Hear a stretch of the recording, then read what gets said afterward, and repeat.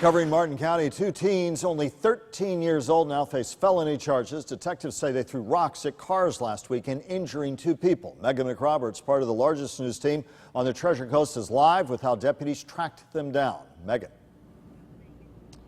Well, Michael, from the beginning, detectives with Martin County suspected that this was a prank being done by some young people. Those rocks were being thrown from a neighborhood just around the corner from Hidden Oaks Middle School here behind me. So this week, detectives came here. They talked to some students who helped them get the information they were looking for. Armed with rocks like this from a nearby garden. They were in a residential neighborhood called Sunset Trace. Two teens riding their bikes to Sunset Trace in Palm City to visit a friend never made it there.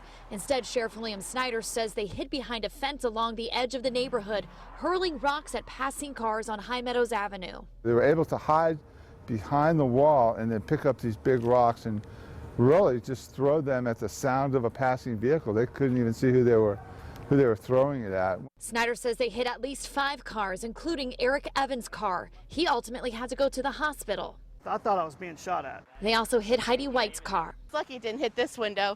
Witnesses got a look at the 13-year-old boys before they ran off. Wednesday, detectives went to Hidden Oaks Middle School. They asked students there if they knew anyone who matched the suspect descriptions, and they did. They both broke down and cried when the detective explained to them that one of these rocks actually went through a windshield into a car that had a baby seat.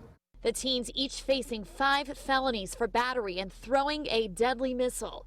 We're protecting their identities because they're not being charged as adults. What they did was extremely dangerous. Even though they're young, they could still face years in juvenile detention.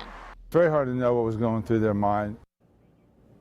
Now, there was also a third teenager with the two who were arrested, but he told detectives that he did not agree with that plan to go throw rocks at cars. He left not wanting to get in trouble, and he left without throwing anything. So he is not in trouble tonight. Now, the other two who were arrested, though, were booked into the Martin County Jail, and they will be taken up to the Juvenile Detention Center in Fort Pierce.